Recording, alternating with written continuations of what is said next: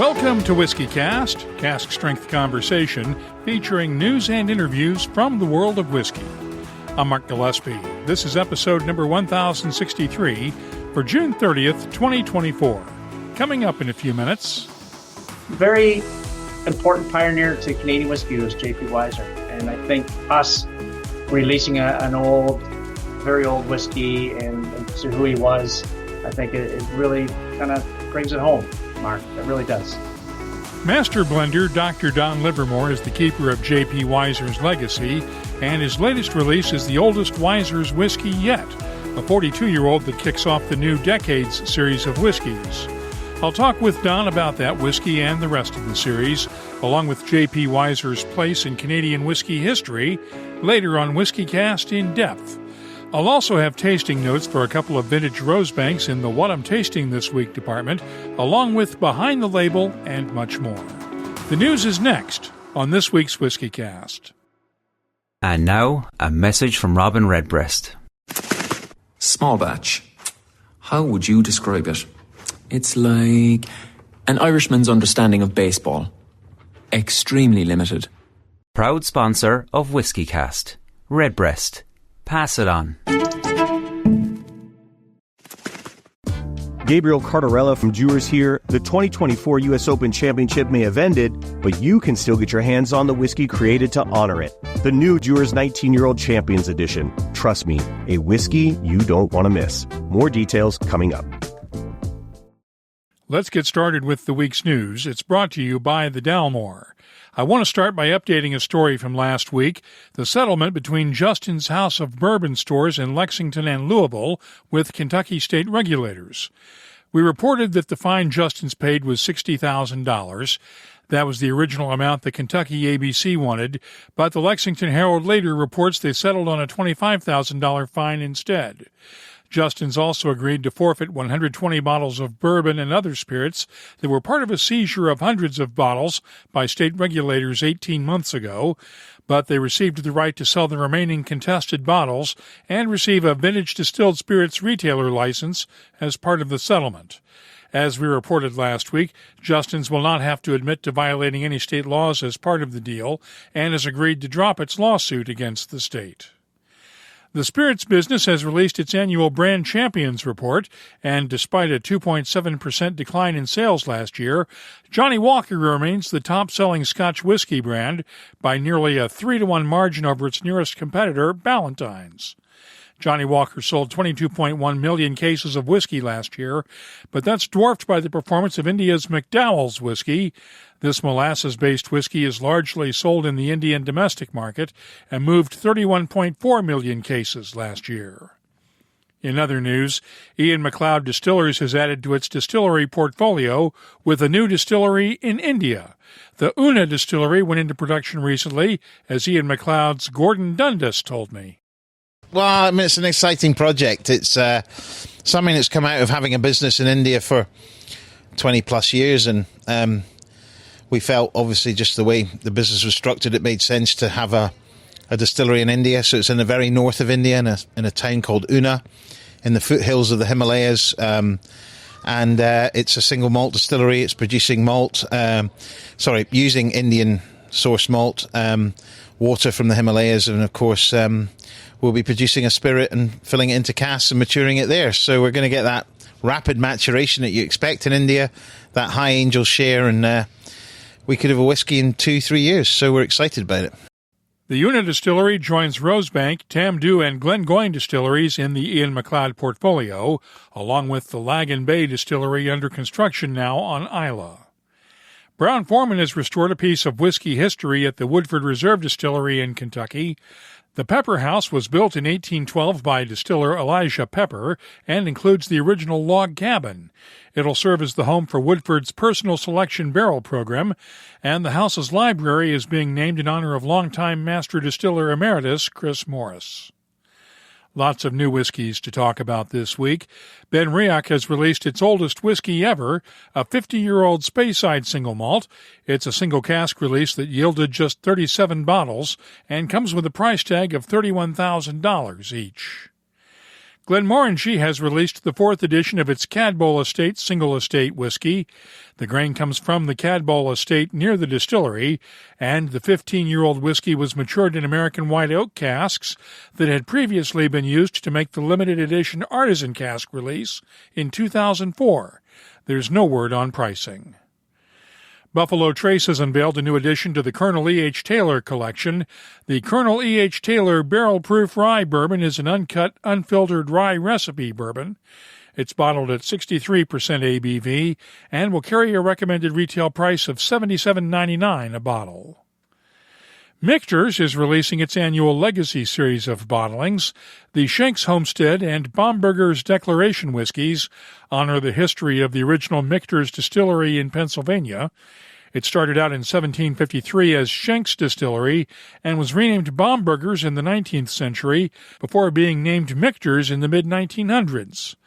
This year's Schenck's release was partially matured in French oak, while the Baumburger's bourbon used some Chinkapin oak in its maturation. Schenck's will sell for around $110 a bottle, while Baumburger's will carry a $120 price tag. Old Potrero is bringing back its 18th century-style whiskey with a new name. It's now called Old Potrero Toasted Barrel Rye Whiskey, and it's matured entirely in toasted oak barrels. The 6-year-old rye carries a suggested retail price of $64.99 a bottle. Hidden Barn is releasing its oldest bourbon yet, a 7-year-old double-barreled whiskey that was finished in new charred French oak barrels for 2 years. The Hidden Barn brand has been acquired by the Neely family distillery, and master blender Jackie Zykan created this whiskey from the distillery's stocks. It'll be available starting July 7th with a recommended retail price of $79.99 a bottle.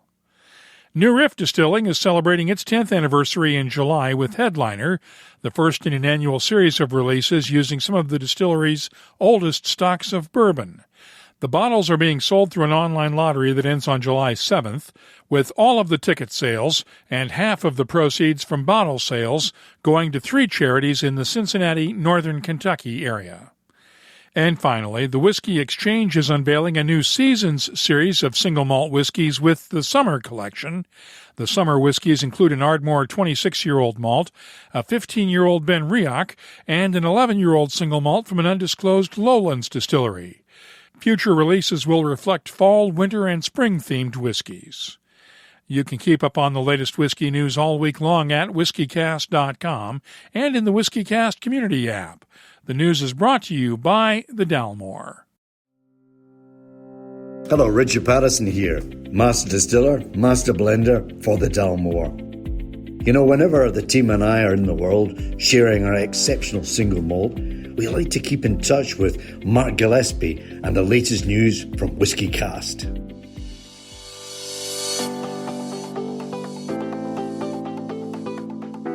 Let's open up the calendar and see what's going on around the world of whiskey.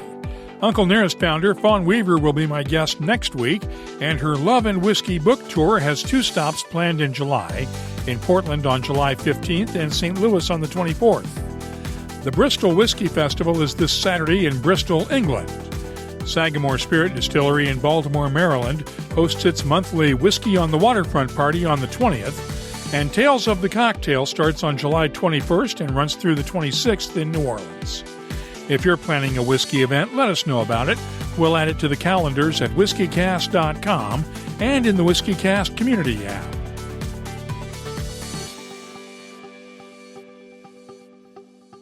Every year, Dewar's, the official Scotch whiskey of the U.S. Open Championship, rolls out a special limited edition whiskey to celebrate that year's tournament. The 2024 championship wrapped up in June, but the 2024 Dewar's 19-year Pinehurst edition is available now, and you don't want to miss it. This year's 19-year whiskey is double-aged, then extra matured in rye casks, offering a rich profile with notes of pear and heather honey. There's a hint of spice in there too, along with a dusting of cinnamon and cocoa powder. It's a sensory delight for any true whiskey or golf fan.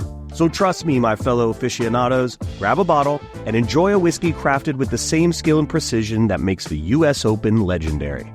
Please drink responsibly. Copyright 2024. Dewar's Blended Scotch Whiskey, 46% alcohol by volume. Imported by John Dewar & Sons, Coral Gables, Florida. Whiskey Cast In Depth is brought to you by Lagavulin and the Classic Malts lineup. J.P. Wiser's is one of Canada's oldest whiskey brands, dating back some 165 years. Now Wiser's has introduced its oldest whiskey yet, J.P. Wiser's 42-year-old Canadian whiskey. It's the creation of master blender Dr. Don Livermore, and Don and I spent some time on a Zoom call this week. So tell me about this 42-year-old. This is the oldest whiskey Wiser's has ever released, right? This is the oldest whiskey we haven't ever released.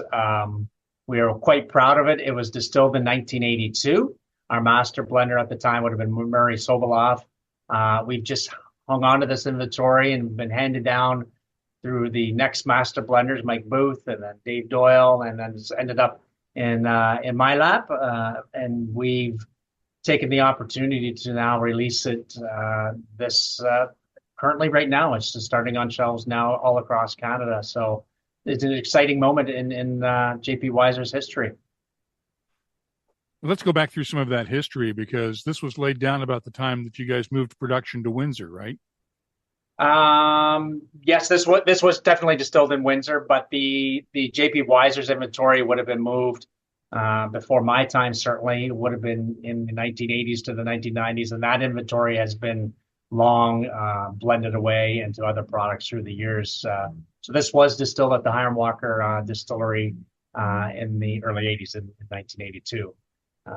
But it's one of those things as a whiskey company, you hang on to casks and things just for special releases and special events. And we did release this as a J.P. Wiser's 35-year, was from that same stock, Mark, a number of years ago. We just hung onto it, and now 7 years later, we are releasing it again. Now, this is the start of a new decades series for Wiser's. What can we expect in the future?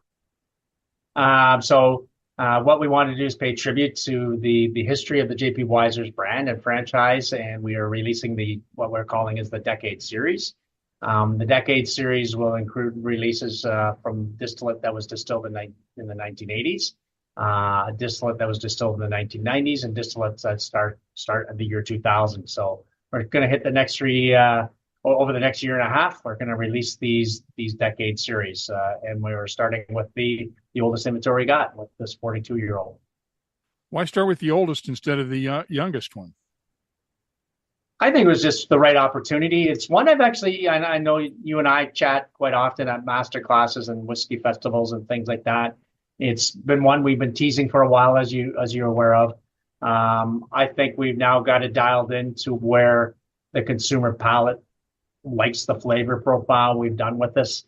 And some of the things I was playing with was certainly the barrel combination, and certainly a little bit of the traditional Wiser's flavor profile as well, and strength. So with this release, we have in it is we have a bourbon barrel. We have a Speyside malt casks that we received from Chivas a number of years ago, and Canadian whiskey casks. So there's three types of casks that are in the blend. The other thing is it is the same recipe that we use for the J.P. Wiser's 10-year. So it's true to the Wiser's taste profile, just dates 32 more years out, and in those different casks that I mentioned. And the last thing was dialing in the proof. I think that was the more difficult thing, Mark, because I think you've seen different versions of this as we've seen our journey in the last number of years here, where we tried it at cask strength, we tried it in the 40% range. We just kind of felt the sweet spot was in the 50% range. And you know me, Mark, I got a little bit of a cheesy personality. We set this at 104 proof. And there is reason for that is J.P. Wiser's birthday is 10-4, so 104 proof. And it does suit well the flavor profile, certainly at that 52% or 104 proof. Tell me about J.P. Wiser. J.P. Wiser, he was a distiller back in the 1800s, and he was an American. He was from Ogdensburg, New York, and he wanted to own a distillery. But his primary source of business was cattle farming. He's a beef farmer, and he knew, which I find is the genius part about all this, is that he knew what grew cattle faster than anything else in that era was the waste from a distillery. So he bought a distillery in Prescott, Ontario, at that time to support his agriculture and cattle business. And he became highly involved in the distillation processes during that era. And one of the things as traditional Canadian whiskey producers were working on is they knew the flavor profiles and the tastes their consumers wanted, and they really actively worked on distillation methods, trying to make the whiskey taste light and smooth. And that's why we traditionally say Canadian whiskey today is lighter and smoother. And J.P. Weiser was part of that Canadian whiskey history along that. So he became a member of Parliament. I don't know if a lot of people know that. He became a Canadian citizen, and he was a Liberal member of Parliament, and he sat there for 4 years. And he's highly involved in politics and government and the local community. And he certainly built his distillery, and he had aspirations of handing it to his son. His son died prematurely, and he ended up handing it off when he passed away in 1911 to a hired hand called Albert Whitney. And Albert ran it for a number of years, and then Prohibition started, and then eventually got purchased by Harry Hatch. And then, as the story goes, Harry Hatch owned the largest distilleries in Canada. So very important pioneer to Canadian whiskey was J.P. Weiser. And I think us releasing an very old whiskey and to who he was, I think it really kind of brings it home, Mark. It really does. This is not the oldest Canadian whiskey ever released, but it is one of the oldest ones. It is. What goes into creating an extra aged whiskey so that it's not over oaked? I think what goes into creating it certainly is a number of factors. Is I want to make sure I hit the same house style as Weiser's drinkers can look for. So again, I go back to that traditional recipe that we've used in the J.P. Weiser's 10 years. So I think that's important. So balancing the rye spice to the highly aged ethyl acetate, acetaldehyde, those are the molecules that certainly come out during the aging process. I think the rye will balance that with that. And the other thing was playing around with the cask types as well. What we had in the inventory was those Canadian whiskey casks, which can bring it almost the whiskey being too old. The other half of it was those Speyside malt casks that I worked with Sandy Hislop a number of years ago, trading those casks with them. So I think it was just balancing the percentages of those two things out. So those highly aged molecules I'll talk about just don't become overwhelming in it. And then dialing in with the strength, right? At higher strengths, more woodier and grain flavors come out. At lower strength, the fruity floral flavors come out. So when we put this whiskey at a really lower strength, it was too much, Mark. So I think that's the key here when you're dealing with highly aged whiskeys, is dialing in the correct strength, the correct rye, and the correct barrel type. And I think we landed at a very good place. And from the feedback I've gotten through the last week releasing it, that people are really have been amazed by the flavor and the taste of this whiskey. What else do you have in the pipeline for this year? We have coming this fall. I'm very excited about this one too, and I think you've had an opportunity to try this as well, Mark. Is a lot 40 in cherry casks, cherry wood casks. So this is one we acquired casks from a supplier of ours in Europe a number of years ago. I regauged the regular lot 40 into these cherry casks probably about 4, 5, 6 years, somewhere in that time frame. It's been one that I've been teasing out at whiskey festivals for a number of years now. The feedback has been amazing. The best thing I could say on it, it tastes like a Black Forest cake. So you get those beautiful chocolatey notes and spicy notes that are coming in from the 100% rye for lot 40. Likewise with the cherry coming into, so you get that very interesting feel. So it's not a sweetness like a cake, like I'm saying, but it's got that feel to it. It's got those flavor profiles looking into it. The one thing I would say about the cherry casks that's a little bit of been a challenge, Mark, is that they leak, right? They leak a little bit more than an oak, as you can imagine. So as I've been putting this out into the masterclass, some of this is cherry forward, you can see it getting a little more cherry forward. So what we've done is I actually instead of going through another summer here, I was getting a little bit worried on this one that with the evaporation loss that you're going to actually concentrate the cherry and then put the whiskey out of balance. Right. So we pulled it before we went through another summer cycle here. As you know, Windsor, Ontario, we can get very hot and humid here. And I did not want to go through that. So we bottled it in February this year. It's been sitting in our bottles for a little bit now. They've just nicely got labeled now, and then you should start seeing being rolled out this fall into just various liquor stores across Canada and the U.S. So that was interesting. I put a stop to the aging to it because I just think it was just going to get too far, Mark. How do you decide when it gets too far, before it gets too far? It's my personal opinion, and it's the feedback of people. Like I said, it's I think that's the nice thing about doing these master classes is you really get these USCA files, like I like get in there, and they'll give you their honest opinions. And like I said, I just think it got to the point that the cherry's there, I just doesn't need to get there anymore. I just think I just did not want to risk it with where it was, and everybody was happy where it was. So it's time to pull it, Mark. And then I think it's just talking to consumers and talking to people who like these things. And I think that helps me decide when to pull it, Mark. Is that what you get most out of these master classes that you do all over the country? Yeah. I'm doing research and development, Mark, in master classes.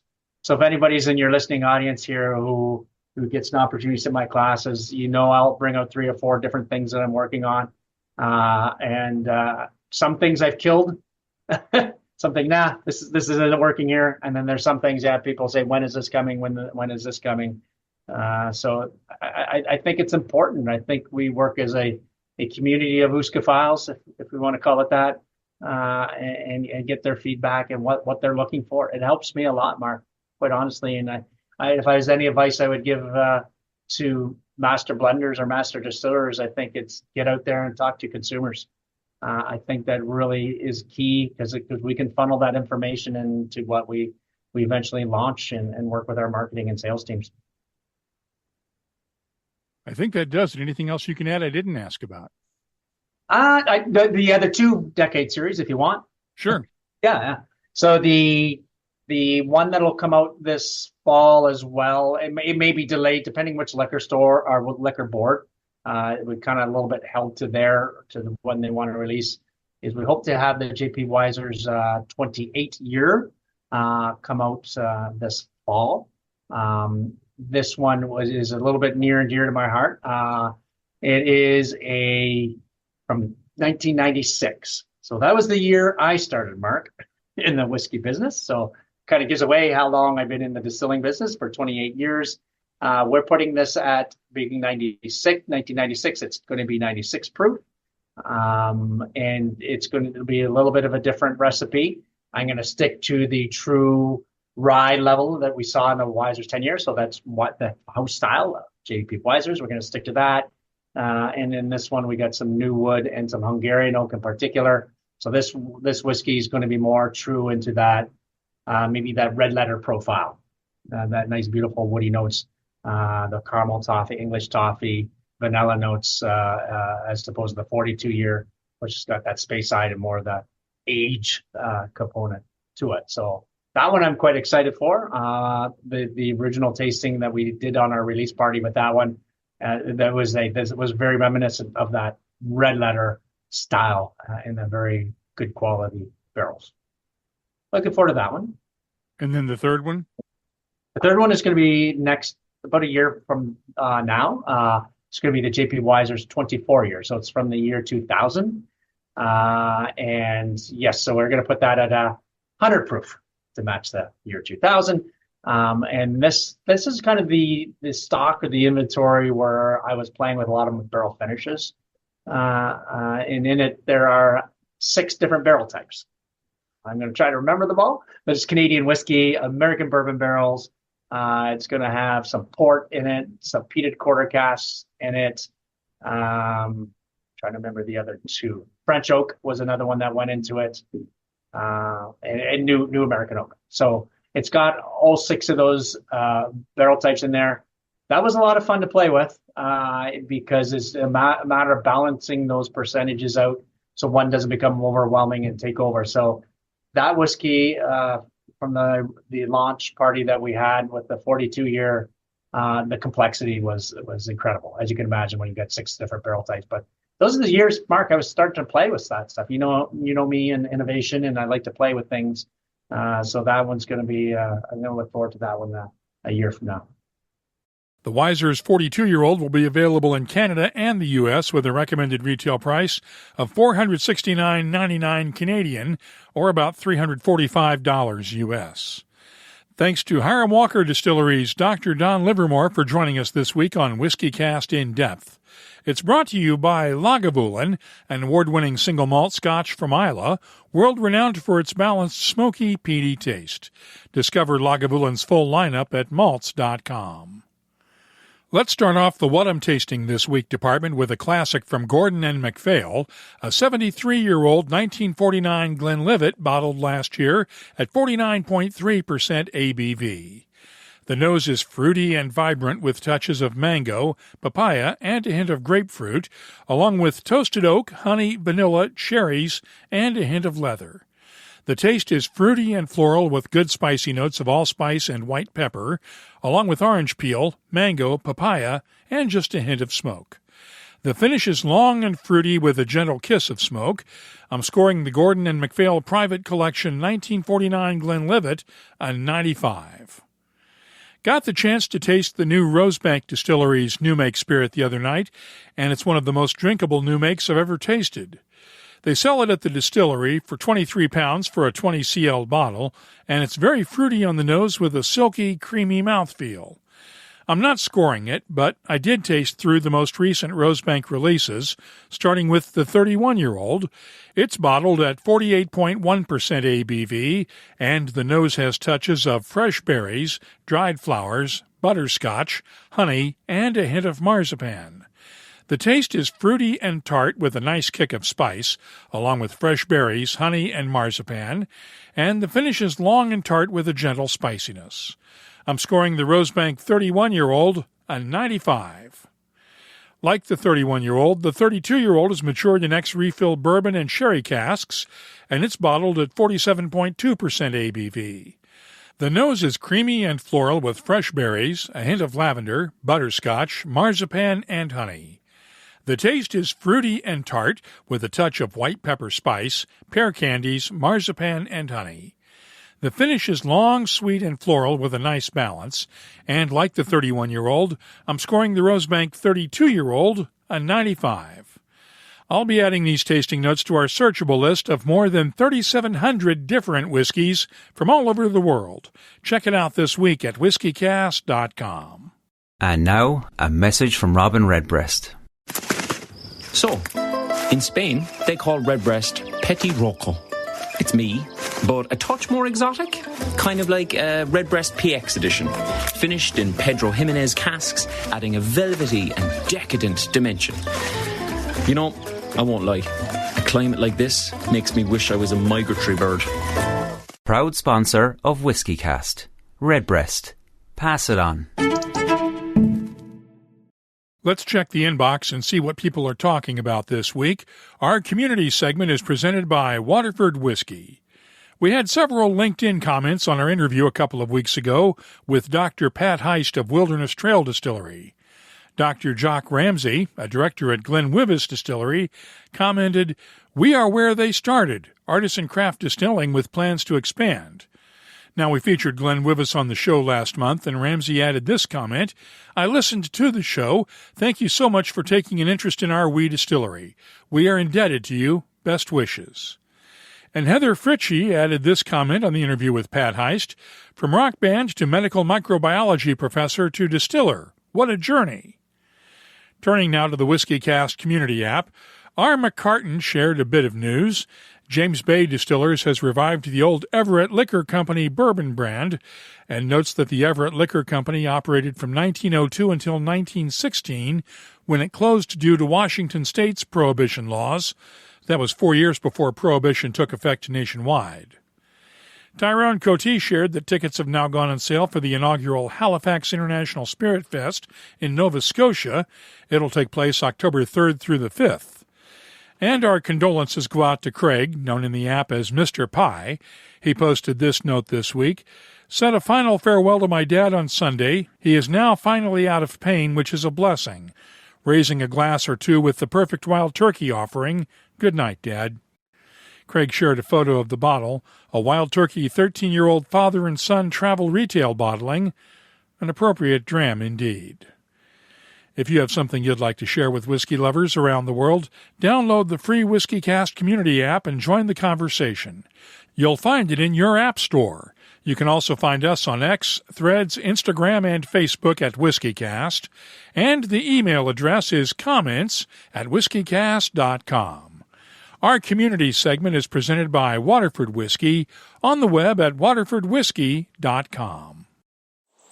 Trevor Harris, Alan Ross and Amy Jackson, Pat and Dennis Booth, Alan Mooney, John MacDonald. Just a few of the growers who helped to make us the biggest distillers of organic whiskey in the world. Waterford Whisky, the most naturally flavoursome single malt. Let's close out the show now with Behind the Label, our look at the history, science, and people who make whiskey unique. It's brought to you by Balcones Distilling. Let's look this week at a man regarded as the father of the American bourbon industry, Colonel E.H. Taylor, Jr. I mentioned the latest Colonel E.H. Taylor release from Buffalo Trace during the news. Now, Taylor purchased what was then known as OFC Distillery in 1869 and set about to modernize it. He upgraded the grain handling system, installed column stills, and developed the first steam heating system for warehouses that's still in use today at Buffalo Trace. Financial problems forced him to sell the distillery in the late 1870s, but he resurfaced a few years later with the Old Taylor Distillery near Versailles. It was during his stewardship of Old Taylor that Colonel Taylor got into politics on a national scale. He was the driving force behind congressional passage of the Bottled in Bond Act of 1897. He died in 1923 at the age of 93, but his final distillery lives on to this day. It was rechristened Castle and Key when it was restored several years ago. If you have something you'd like us to look at on an upcoming episode, just get in touch with us. Behind the Label is brought to you by Balcones Distilling, the original Texas whiskey at the forefront of the American single malt movement, exploring place and provenance with unique style whiskeys ranging from the award-winning Texas One and Lineage American single malts to their Baby Blue, Straight Corn whiskey, and Texas Rye bottled in bond. Discover whiskey from a new perspective at balconesdistilling.com.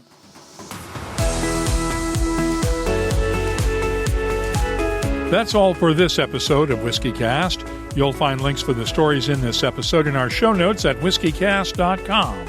That's also where you'll find the latest whiskey news, my tasting notes, the calendar of events, the whiskey photo of the week, and, of course, a complete archive of past episodes going all the way back to 2005. Get in touch with us on X, Threads, Instagram, and Facebook at WhiskyCast, or you can use the WhiskyCast community app. Download it today from the Apple and Google App Stores. Our email address is comments@whiskycast.com. The 2024 release of Dewar's 19-Year-Old Champions Edition is out now. Available at Dewars.com.